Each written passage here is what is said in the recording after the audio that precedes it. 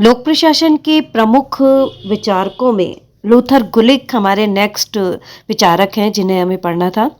तो लूथर गुलिक भी संगठन के शास्त्रीय उपागम यानी कि क्लासिकल थ्योरीज में एक थिंकर हैं। औपचारिक संगठन सिद्धांत या संगठन के शास्त्रीय उपागम को शैक्षिक जगत में लोकप्रिय बनाने के लिए लूथर हेल्सिग गुलिक का अद्भुत योगदान रहा। प्रशासन तथा प्रबंध के विद्यार्थी के समक्ष पोस्ट कॉप शब्द आते ही स्वतः ही लूथर गुलिक का स्मरण होता है। ब्रायन आर फ्राई ने लूथर गुलिक को लोक प्रशासन का डीन कहा, क्योंकि वेबर से लेकर वॉल्डो तक जितने भी विचारक हुए उन सभी में गुलिक का योगदान कई मायनों में सर्वोच्च है।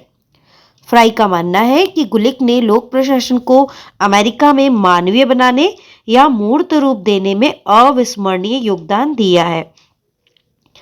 यांत्रिक दृष्टिकोण के समर्थक रहे गुलिक ने अपने जीवन के उत्तरार्ध में मानव संसाधन यानी कि ह्यूमन रिसोर्सेज को महत्वपूर्ण मानते हुए लिखा कि राज्य का प्रमुख कार्य युद्ध करना नहीं, बल्कि मानव कल्याण, अस्तित्व की रक्षा तथा परिवर्तित होते पर्यावरण से उत्पन्न चुनौतियों का सामना करने की क्षमता में वृद्धि करना है।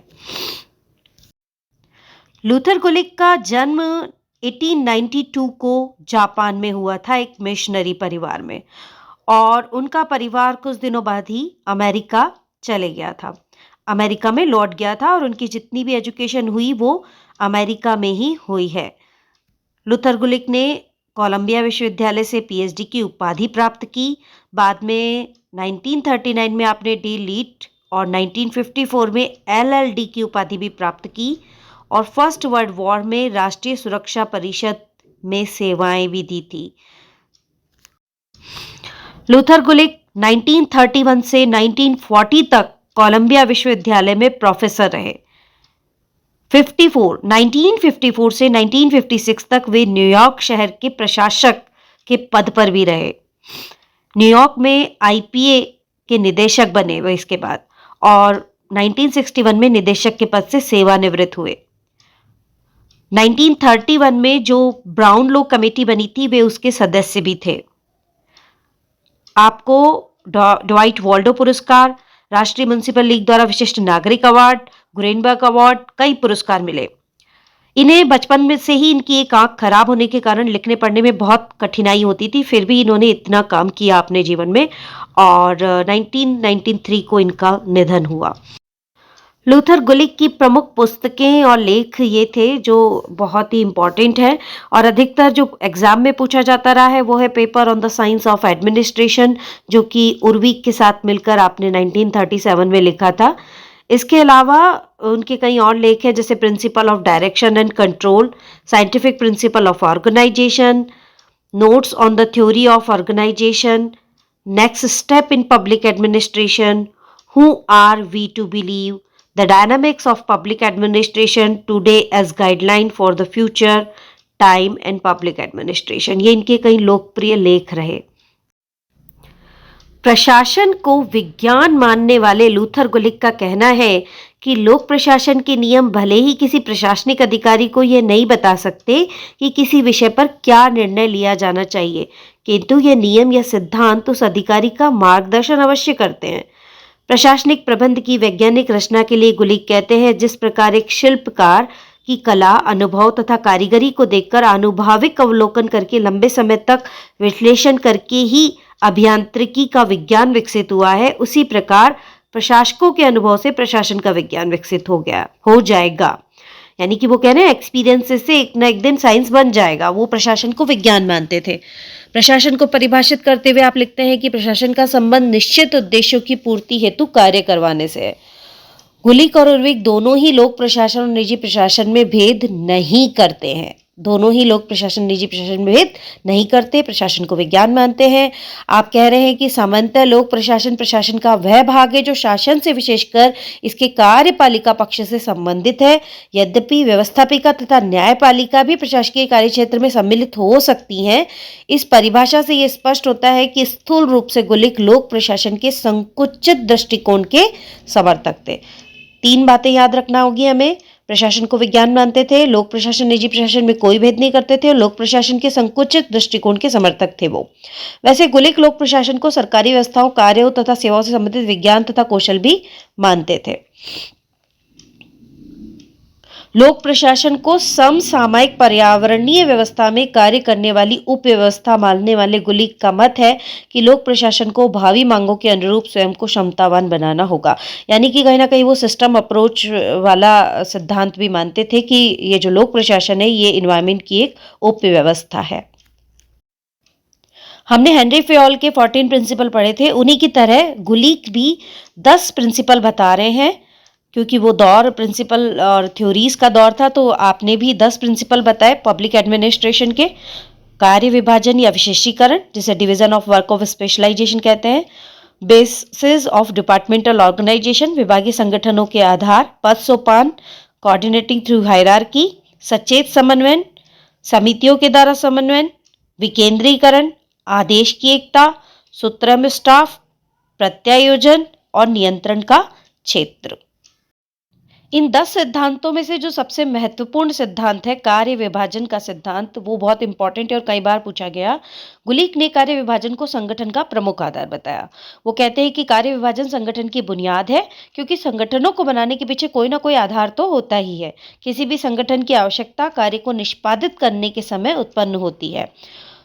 बहुत से विद्वानों की मान्यता है कि संगठन का निर्माण दर्जी के कार्य के समान है, जो कपड़े से कोट बनाते समय काटो और सिलाई कर दो की रीति अपनाता है। इसी प्रकार हम संगठन बनाते हैं। तो संगठन को परिभाषित करते हुए गुलिक कहते हैं, संगठन सत्ता का औपचारिक ढांचा है, जिसके द्वारा किसी निर्धारित लक्ष्य की प्राप्ति के लिए कार्यों को विभाजित और निर्धारित किया जाता है तथा उनमें समन्वय स्थापित किया जाता है। ये कथन में आ सकता है। गुलिक ने संगठन को सत्ता का औपचारिक ढांचा माना और इस संदर्भ में 4P का सिद्धांत दिया, जिसे विभागीकरण का सिद्धांत भी कहते हैं। Theory of departmentalisation, purpose, process, person, place. आपको ऐसे ही याद रखना होगा, हमने भी ऐसे ही याद करा है और कोशिश करें कि इंग्लिश में याद करें। हिंदी ट्रांसलेशन उसका आप कर सकते हैं आवश्यकता पड़ने पर। Purpose, process, person, place, 4P का सिद्धांत। उद्देश्य, प्रक्रिया, व्यक्ति, स्थान। ये 4 कारण होते हैं जिन्हें संगठन का आधार इन्होंने बताया है, विभागीकरण का या संगठन का आधार। देन लूथर गुलिक का सबसे इंपॉर्टेंट थ्योरी, जिसके कि हम हमेशा से पढ़ते आए हैं और जिसका नाम आते ही हमेशा लूथर गुलिक याद आते हैं, पोस्ट कॉप।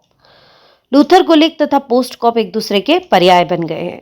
प्रशासन के क्षेत्र को स्पष्ट करने के लिए प्रबंधकीय कार्यों की गणना करते समय पोस्ट कॉप की चर्चा अवश्य होती है। Notes on the theory of organisation, ये उनका लेख था जिसमें उन्होंने ब्राउनलो कमेटी को सौंपा था, उसमें ये इसका वर्णन है। लूथर गुलिक द्वारा प्रतिपादित यह दृष्टिकोण लोक प्रशासन के कार्य क्षेत्र में मुख्यतः प्रबंधकीय कार्यों को सम्मिलित करता है। पोस्ट कॉप को हम डिटेल में अब पढ़ने वाले हैं। आप जानते ही हैं पोस्ट कॉप यानी कि planning, organising, staffing, directing, coordinating, reporting, budgeting. Hindi में बोले तो नियोजन, संगठन, कार्मिक निर्देशन, समन्वय, प्रतिवेदन और बजट कार्यों का क्रियात्मक रूप। आपको इसे ऐसे ही याद करना होगा। वस्तुतः पोस्ट कॉप किसी कार्यपालक अधिकारी द्वारा किए जाने वाला कृत्य है। यहाँ पर यह विशेष रूप से याद रखना कि प्रबंधकीय कार्यों की बात हो रही है। अब इसका अगर डिटेल में देखें हम, प्लानिंग या जिसे नियोजन करना कहते हैं, इसमें क्या किया जाता है, प्रत्येक संगठन अपने उद्देश्य की प्राप्ति और कार्यकुशलता के लिए जो प्रयास करता है, क्या प्रयास करता है, योजनाओं का निर्माण, रूपरेखा बनाना, कार्यनीति का निर्धारण करना, इसे ही क्या कहा जाता है, प्लानिंग कहा जाता है। ऑर्गेनाइजिंग किसे कहते हैं, संगठन के उद्देश्यों के अनुसार होने वाले कार्यों और प्रक्रियाओं को व्यवस्थित करना। और जितने भी संसाधन हैं जैसे कि मानव श्रम, शक्ति, धन, तकनीक, कच्चा माल, मशीन, इन सभी का व्यवस्थित ढंग से उपयोग में लाना ऑर्गेनाइजिंग या संगठन कहलाता है। तीसरा है स्टाफिंग। ऐसे स्टाफिंग मतलब कि जो मानव श्रम है, मानव श्रम शक्ति जो कि उस संगठन में कार्य करेंगे, इनका वर्गीकरण करना, उनकी भर्ती करना, प्रशिक्षण देना, वेतन, पदोन्नति, स्थानांतरण आदि काम करना स्टाफिंग में आएगा। डायरेक्टिंग की बात करें तो जो शीर्ष अधिकारी है वो अपने अधीनस्थों को जो निर्देश और मार्गदर्शन देता है वो डायरेक्टिंग कहलाता है।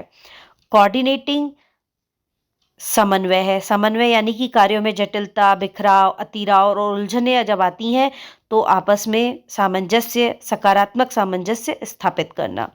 प्रतिवेदन, उच्च तथा निम्न अधिकारी द्वारा कर्मचारियों के मध्य समन्वय और नियंत्रण बनाए रखने के लिए आवश्यक है कि प्रत्येक अधीनस्थ अपने उच्च अधिकारी को रिपोर्ट दे। किसकी रिपोर्ट दे? कार्य की प्रगति की, बाधाओं की, सफलताओं की। बजटिंग, बजटिंग मतलब दाम बनाए काम, अर्थात आधुनिक प्रशासनिक तंत्र का संचालन वित्त से होता है, तो संगठन के आय और व्यय का हिसाब बजटिंग है। यहाँ एक और इम्पॉर्टेंट फैक्ट है, लूथर गुलिक ने हेडक्वार्टर और रीजनल यूनिट्स के बीच में कुछ रिलेशन भी बताए थे, कुछ उनकी थ्योरी है इससे रिलेटेड, वो भी बहुत इंपॉर्टेंट है और पूछी जाती रही है हमेशा एग्जाम में। आधुनिक युग में संगठन के बिना प्रशासन के लक्ष्यों की प्राप्ति नहीं हो सकती। अब बड़े संगठनों में क्षेत्रीय कार्यालय स्थापित किए करने ही पड़ते हैं, जो कि विकेंद्रीकरण कहलाता है। लेकिन लूथर गुलिक ने 3 नमूने बताए कि किस तरह से विकेंद्रीकरण पॉसिबल है ना। डिसेंट्रलाइजेशन के 3 तरीके बता दिए उन्होंने।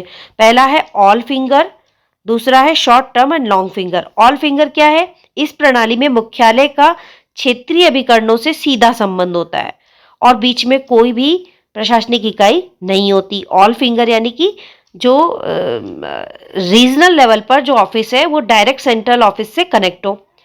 शॉर्ट आर्म्स लॉन्ग फिंगर यानी कि भौगोलिक उपविभाग या इकाई जो होती है वो मुख्यालय में ही हो। जैसे कि मंत्रालयों के कुछ विभाग दिल्ली में ही स्थित हैं भारत में, तो वो क्या कहलाएगा? Short arm long fingers. ठीक है।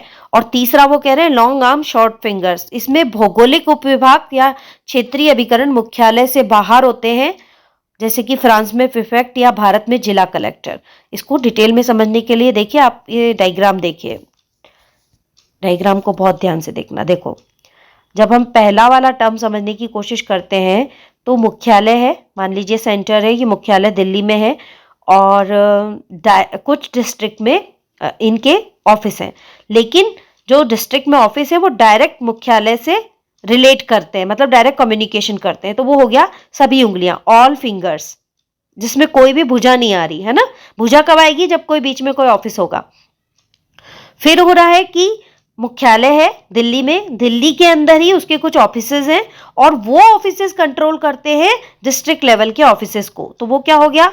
शॉर्ट आर्म लॉन्ग फिंगर्स, यानी कि आर्म उसकी कौन हो गए? जो दिल्ली में ही ऑफिस है, उस सेंट्रल ऑफिस के कुछ दिल्ली में उप विभाग हैं, वो वहीं की, वो शॉर्ट आर्म हो गए।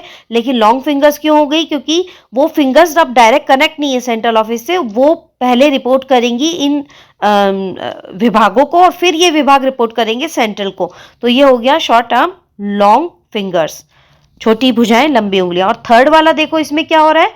इसमें ऐसा हो रहा है कि जो ऑफिसेज है वो भी बाहर हैं और फिर उन ऑफिसेज के पास में ही उनके डिस्ट्रिक्ट है, यानी जो ऑफिस है, जो सेंट्रल ऑफिस है उसके उप विभाग डिस्ट्रिक्ट के पास है। तो लंबी भुजाएं और छोटी उंगलियां, क्योंकि वो जो डिपार्टमेंट है, जो खुले हुए हैं डिपार्टमेंट, उनके पास में ही क्षेत्रीय इकाइयां हैं।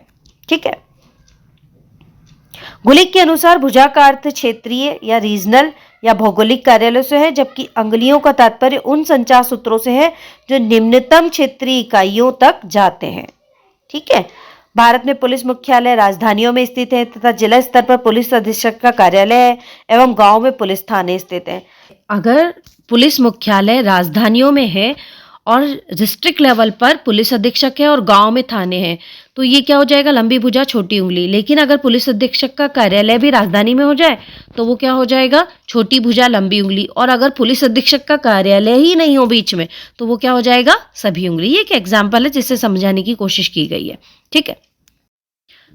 गुलिक ने एक और बहुत इंपॉर्टेंट बात कही वॉर और पब्लिक एडमिनिस्ट्रेशन को लेकर, क्योंकि फर्स्ट वर्ल्ड वॉर में ये काम कर चुके थे तो इनके पास अनुभव था और सेकेंड वर्ल्ड वॉर के टाइम इन्होंने अपने उन अनुभव को administrative reflection from world war second में प्रस्तुत किया।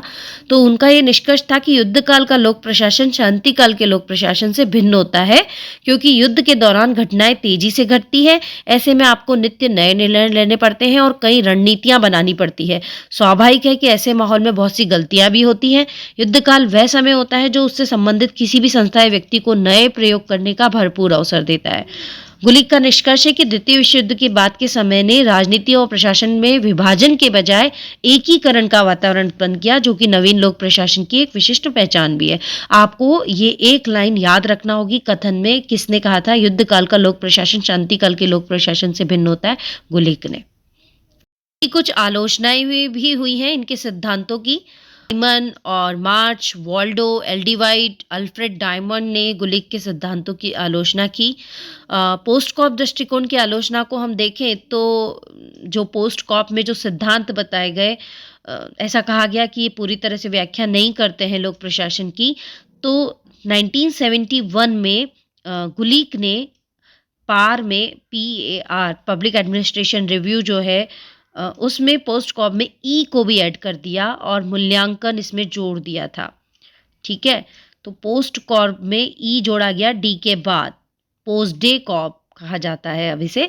1971 में ई जोड़ा गया, ई से अर्थात ई से मतलब है इवैल्यूएशन, मूल्यांकन। ऐसे ही कुछ आलोचक कहते हैं कि जिस प्रकार भारतीय अदालतों में गवाह मुकर जाते हैं, उसी प्रकार प्रशासनिक सिद्धांत परीक्षण के समय अक्षम सिद्ध हो जाते हैं। इनकी कितनी भी आलोचनाएं हों, लेकिन ये कटु सत्य है कि इनके जो सिद्धांत हैं वो एक नींव रखते हैं पब्लिक एडमिनिस्ट्रेशन के लिए। कहा जाता है कि किसी भी भवन की दीवारों और कंगूरों को बार बार सज्जित और संशोधित किया जा सकता है, परंतु उसकी नींव बार बार नहीं रखी जा सकती। तो गुलिक, उर्विक सहित जितने भी शास्त्रीय क्लासिकल थिंकर हैं, इनके सिद्धांत नींव का काम करते हैं। आलोचनाओं के उपरांत भी वो बहुत इम्पॉर्टेंट है। लाइक, शेयर, सब्सक्राइब और कमेंट जरूर कीजिएगा।